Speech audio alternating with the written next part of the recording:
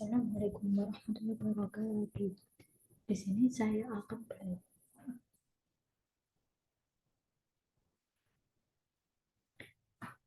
Di sini saya akan mempresentasikan tentang belajar dan pembelajaran PSI abad 21. Nah, materinya itu teori belajar. Teori belajar dibagi menjadi 4 bagian atau bagian macam. 1. Teori behavioristik, 2. Teori kognitif, 3. Teori konstruktivistik, dan teori humanistik.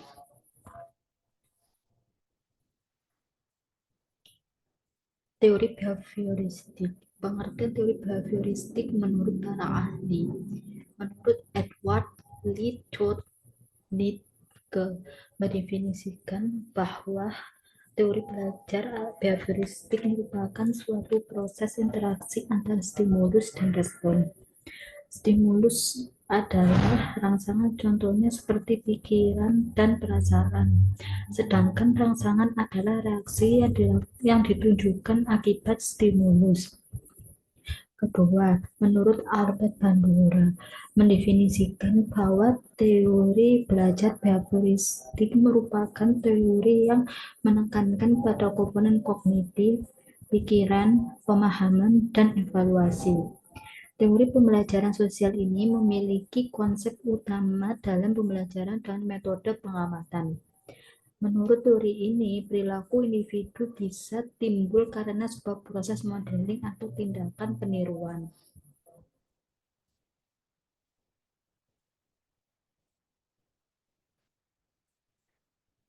Pengertian teori behavioristik secara umum. Teori behavioristik adalah teori belajar yang memfokuskan dari adanya suatu perubahan dalam perilaku pada peserta didik. Sebagai hasil belajar yang dilakukan, perubahan perilaku yang terjadi yang diakibatkan oleh adanya interaksi antara stimulus dan respon di mana berorientasi pada perilaku yang lebih baik.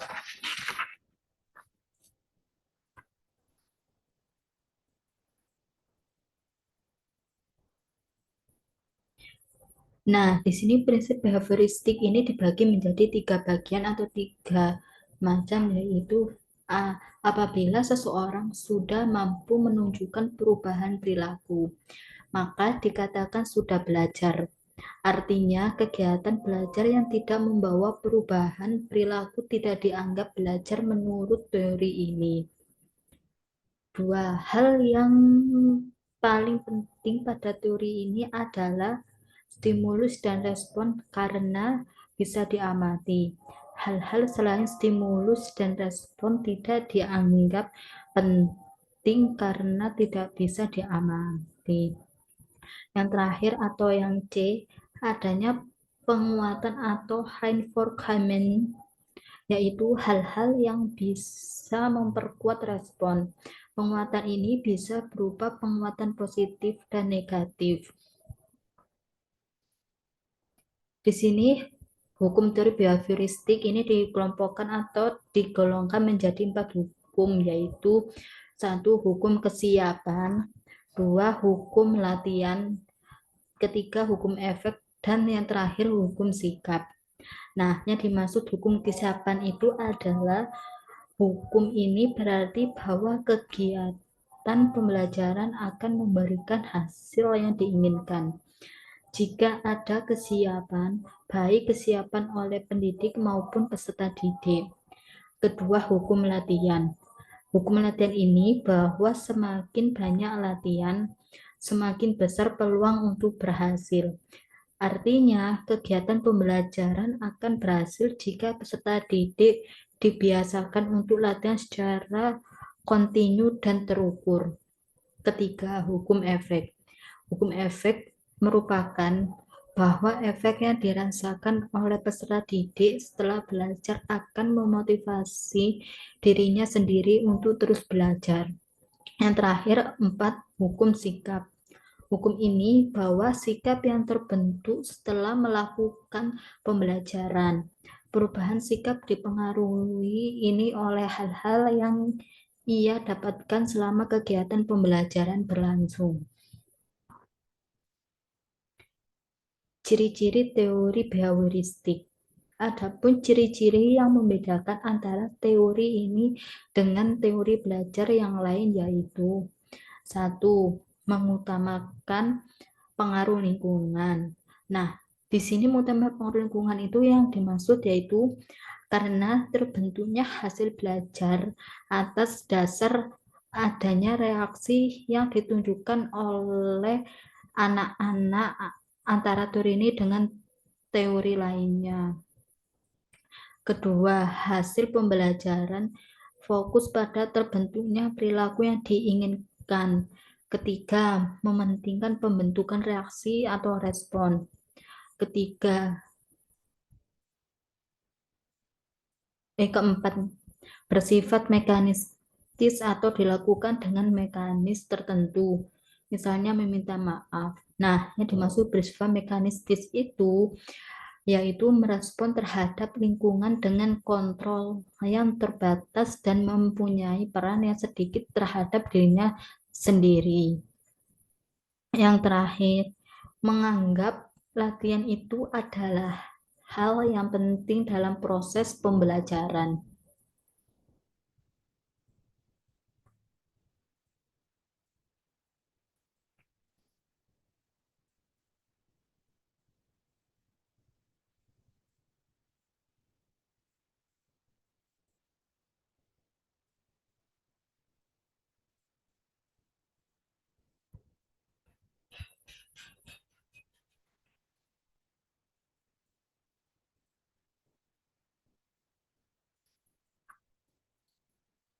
Yang kedua, teori kognitif. Pengertian teori kognitif menurut para ahli. Menurut Williams dan Susanto, mendefinisikan bahwa teori kognitif adalah bagaimana seseorang dalam memecahkan sebuah masalah yang dilihat dari cara seseorang itu bertingkah laku, bertindak, dan cepat atau lambatnya. Kedua, menurut Piaget, menurut Piaget mendefinisikan bahwa teori kognitif adalah kegiatan seseorang anak bagaimana ia beradaptasi dan menginterpretasikan objek serta kejadian-kejadian yang terjadi di sekitar dirinya. Pengertian teori kognitif secara umum. Teori kognitif adalah teori yang menggambarkan bahwa belajar itu terdiri dari beberapa proses, antara lain analisis, mengolah informasi, prediksi, dan problem solving.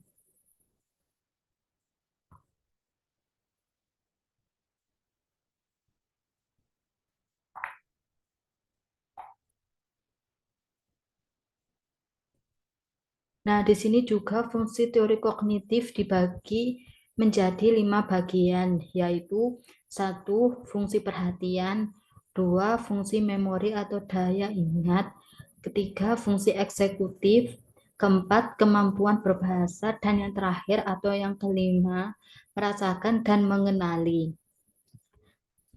Nah, adanya fungsi kognitif ini membuat seseorang bisa dengan mudah bergaul satu sama lain. Adapun fungsi kognitif dalam teori kognitif yaitu satu, perhatian. Nah, perhatian merupakan penyeleksi rangsangan yang nantinya menjadi fokus perhatian dan bisa diabaikan secara bersamaan. Rangsangan yang dimaksud bisa berupa bau, suara, maupun gambar. Yang kedua, memori atau daya ingat. Memori atau daya ingat berkaitan dengan tingkat kefokusan seseorang. Semakin fokus, semakin baik memori atau daya ingatnya. Hal ini menunjukkan bagaimana suatu informasi akan ditransfer dan disimpan di dalam otak. Ketiga, fungsi eksekutif. Nah, fungsi eksekutif merupakan fungsi yang mengarahkan manusia untuk menjadi perencana dan melaksanakan sesuatu yang telah ia rencanakan.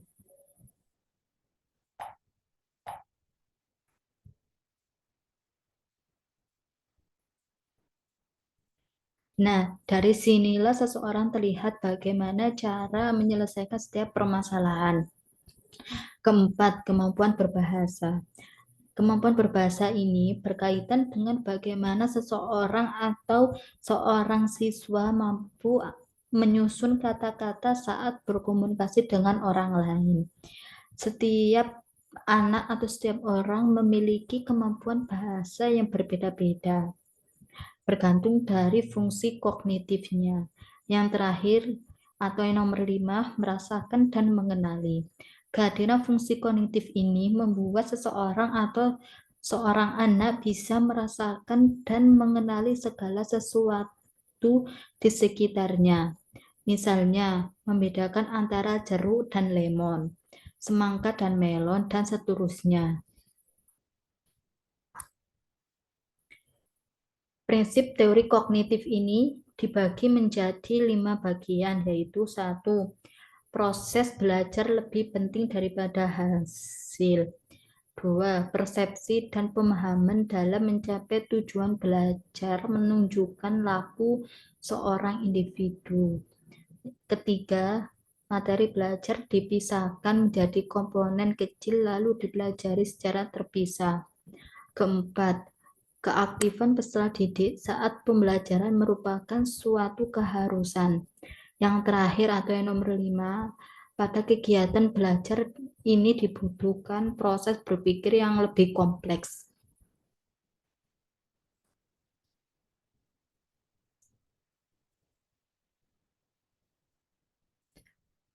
Perkembangan kognitif. Nah, di dalam perkembangan kognitif ini dibagi atau digolongkan menjadi 4 tahap, yaitu 1 tahap sensori motor atau 18 sampai 24 bulan. Kedua, tahap praoperasional atau 2 sampai 7 tahun. Ketiga, tahap operasional konkret 7 sampai 11 tahun. Terakhir atau nomor 5, tahap operasional formal atau 12 tahun ke atas. Nah, di tahap sensori motor atau 18 sampai 24 bulan, di tahap ini bayi sudah mulai mampu untuk mengembangkan akalnya untuk memahami dunia luar melalui indera sensorik dan kegiatan motoriknya. Kedua, tahap praoperasional atau 2-7 tahun. Pada tahap ini, anak masih belum bisa mengoptimalkan kemampuan kognitifnya tersebut. Nah, artinya anak masih belum bisa melogikakan sesuatu. Ketiga, tahap operasional konkret 7 atau sampai 11 tahun. Nah, di tahap ini anak sudah mulai bisa untuk berpikir secara rasional dan terorganisir. Artinya, anak sudah mulai berpikir secara logis saat mengalami atau melihat sesuatu di sekitarnya. Yang terakhir, atau D, tahap operasional formal atau 12 tahun ke atas. Pada tahap ini, seorang anak sudah berpikir secara lebih luas, menalar dan menganalisis sesuatu, memanipulasi ide di pikirannya, dan tidak tergantung dengan manipulasi konkret. Teori konstruktivistik menurut pengertian teori konstruktivistik menurut para ahli, menurut Muslik, mendefinisikan bahwa teori konstruktivistik adalah proses membangun pemahaman kreativitas secara aktif yang didasarkan pada pengalaman belajar orang lain atau berdasarkan pengetahuan yang telah dimiliki oleh orang tersebut. Kedua, menurut Tobroni, mendefinisikan bahwa teori konstruktivistik adalah teori yang memberikan kebebasan kepada semua orang untuk menemukan apa yang mereka inginkan dan memberikan kesempatan terkait apa yang mereka butuhkan.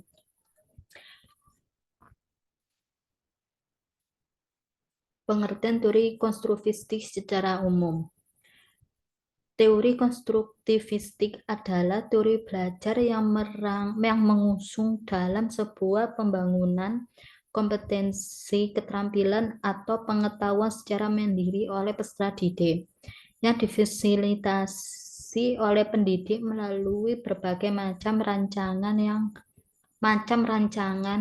pembelajaran serta tindakan yang dibutuhkan untuk menghasilkan perubahan yang diperlukan oleh peserta didik.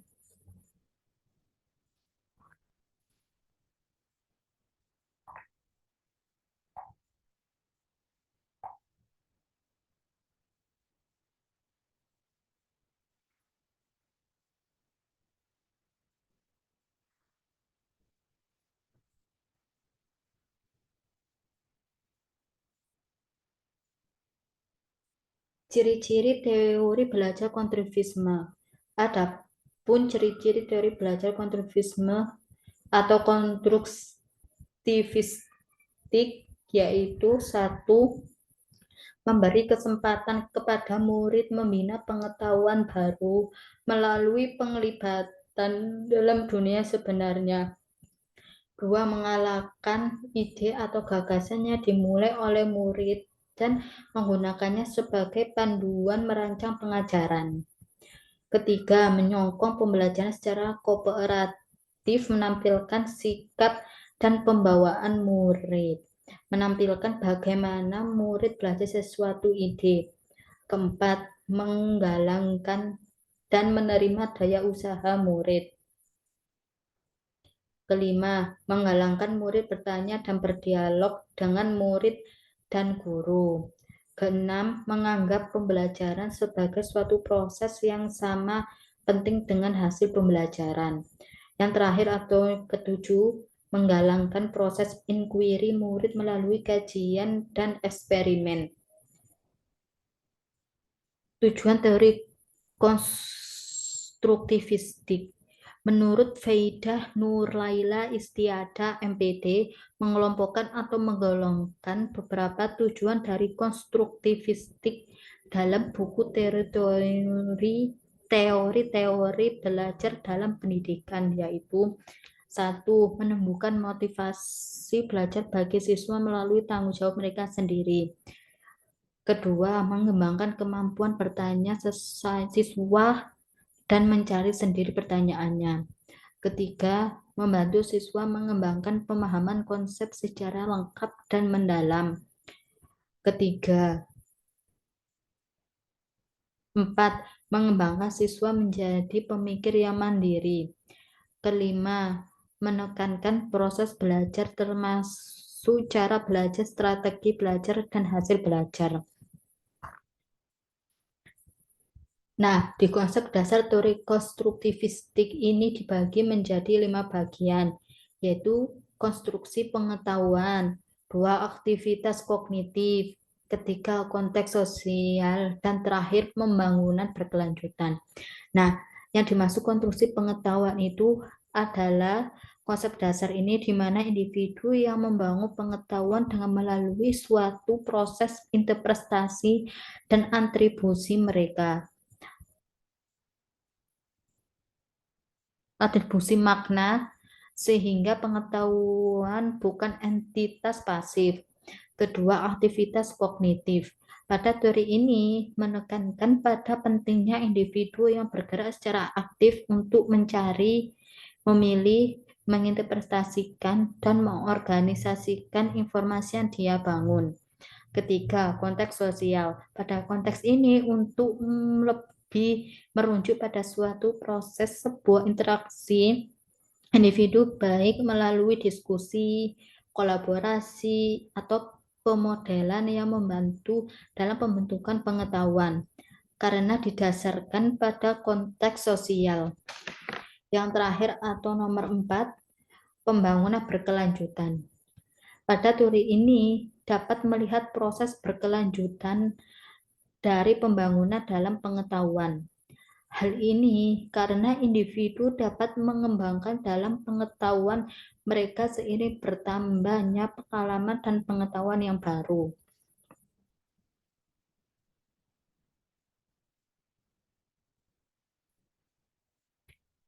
Teori humanistik.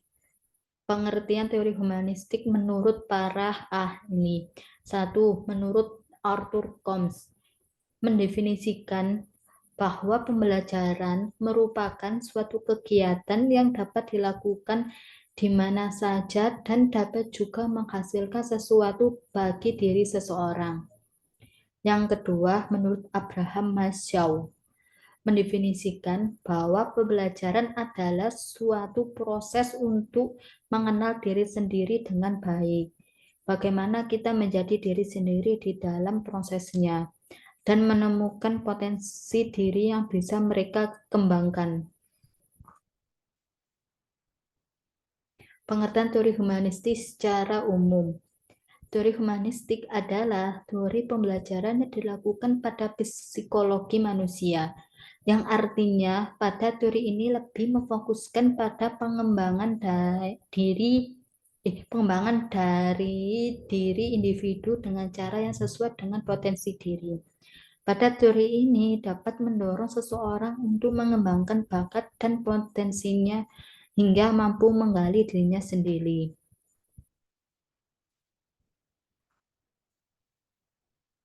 Ciri-ciri teori humanistik. Satu, menekankan pada proses aktualisasi diri masing-masing individu.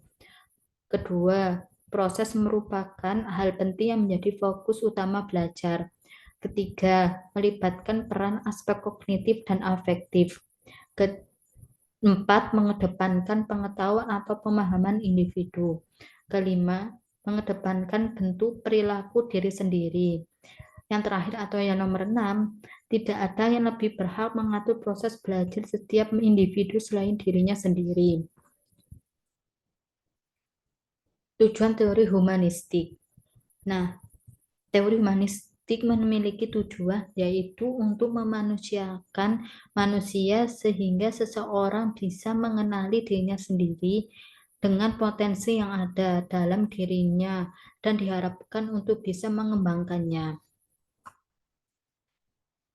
Manfaat teori humanistik dibagi menjadi 4 bagian, yaitu satu, mampu mengubah sikap dan sikap perilaku menjadi lebih baik. Dua, membiasakan diri untuk bersikap demokratis, partisipatif, dan humanis. Ketiga, menjadikan diri sebagai manusia yang dapat menghargai perbedaan dan kebebasan menyatakan ide atau gagasan maupun pendapat. Yang terakhir atau nomor 4, meningkatkan keinginan diri untuk belajar.